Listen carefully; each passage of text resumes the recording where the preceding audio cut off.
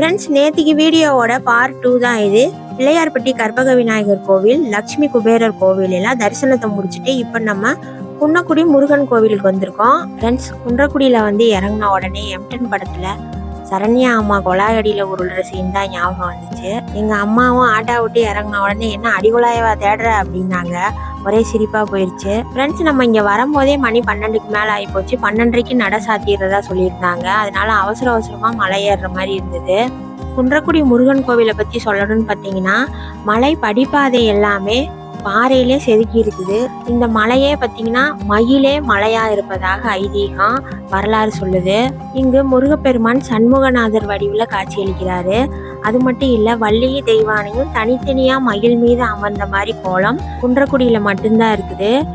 மேலும் இங்க மிக சிறப்பான விஷயம் என்னன்னு பார்த்தீங்கன்னா, மருது சகோதரர்கள்ல பெரிய மருதுக்கு ராஜபிளவை நோய் வந்தப்ப குன்றக்குடி சண்முகநாதர் விபூதி பிரசாதம் அவரோட ராஜபிளவை நோயை தீர்த்ததாக புராண கதை இல்லைங்க ஃப்ரெண்ட்ஸ், இது வரலாறு. அதனால இங்க அவங்க கோயிலுக்கு நிறைய செஞ்சிருக்கிறதாக சொல்றாங்க.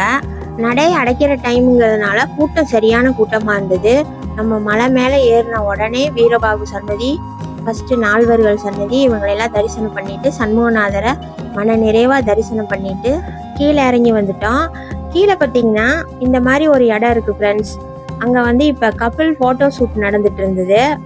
கல்லாலே ஆன கோயில் ஃப்ரெண்ட்ஸ். வந்தவங்க எல்லாத்துக்குமே ஆச்சரியம். பூராமே குடவரை சிற்பங்கள், கல்வெட்டுக்கள், மகாராஜா சிலைகள், சிற்பங்கள் எல்லாமே பாறையிலே செதுக்கி இருக்கிறாங்க. சிவலிங்கங்கள் பார்த்தீங்கன்னா ஒவ்வொன்றும் ஒவ்வொரு முரட்டுத்தனமாக ரொம்ப பெரிய சிவலிங்கம். உள்ளுக்குள்ள பூரா அந்த வவ்வால் எச்சம் வாடை அடிச்சுது. ஃபுல்லாமே இருட்டா இருந்தது. இப்போ உங்களுக்கு வெளிச்சம் அடிக்கிறது இந்த ஃபோனோட லைட்டோட வெளிச்சத்தை வச்சு தான் வீடியோவே எடுத்தோம். என்ன சொல்றது, இந்த மாதிரி இடத்த இதுக்கு முன்னாடி நம்ம பார்த்துருக்கவே மாட்டோம். அப்படி ஒரு சிற்பங்கள் நிறைந்த ஒரு கல்லாலே ஆன கோவில், என்ன சொல்றதுன்னே தெரியல. அவ்வளோ சிறப்பான இடமா இருந்தது. நீங்களே பாருங்களேன் எப்படி இருக்கு பாருங்க இந்த இடம். கண்டிப்பா மிஸ் பண்ணிடாதீங்க. குன்றக்குடி போறவங்க கண்டிப்பா இங்க போய் பார்த்துட்டு வாங்க. இப்படி ஒரு இடம் இருக்குங்கிறதே நமக்கு தெரியல. சரி, இங்கதானே அந்த யானை இறந்தது சமீபத்துல நம்ம நியூஸ் பார்த்தோம். அந்த இடத்த போய் பார்க்கலான்னு சொல்லிட்டு தான் உள்ள வந்தோம். பார்த்தோம்னா இன்னும் புது யானை வரலைன்னு நினைக்கிறேன் கோவிலுக்கு. இதுதான் அந்த யானை கட்டியிருந்த இடம். இந்த இடத்த பத்தி வரலாறே யாருக்கும் சரியா தெரியல போல. ஏன்னா கல்வெட்டுகள்ல அதை இடத்த பத்தி குறிப்புகள் எதுவுமே போடல. இது பாதுகாக்கப்பட்ட சின்னம்னு மட்டும்தான் போட்டிருக்கிறாங்க. ஃப்ரெண்ட்ஸ், நாங்கள் நல்ல முறையாக சாமியை தரிசனம் பண்ணிட்டோம். இப்போ இங்கேருந்து நம்ம காரைக்குடி போகணும். பஸ் டிக்கெட் பார்த்தீங்கன்னா ஒரு ஆளுக்கு 6 ரூபா வாங்கினாங்க.